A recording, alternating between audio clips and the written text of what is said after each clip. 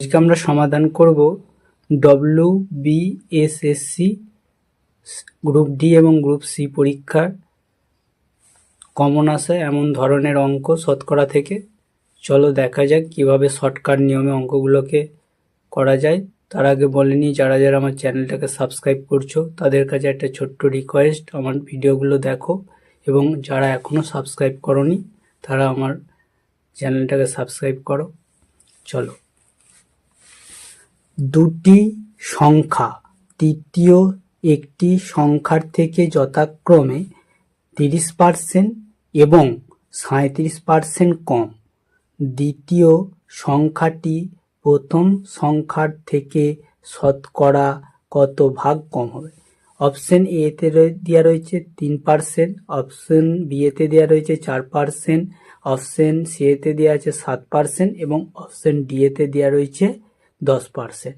কারণ 10%টা উত্তর হবে, দেখাচ্ছি কিভাবে হবে।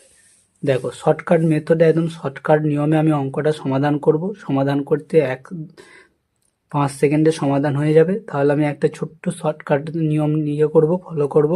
তাহলে লিখব 100 - 37 বাই 100 - 30 ইন্টু 100 ব্র্যাকেটের মধ্যে রাখলাম। এইটা হচ্ছে পার্সেন্টেজ। তাহলে দেখো এখানে আমি এটা থেকে এটা বিয়োগ করলে কত হচ্ছে? বিয়োগ করলে হচ্ছে 63, নিচে হচ্ছে 70 ইন্টু 100।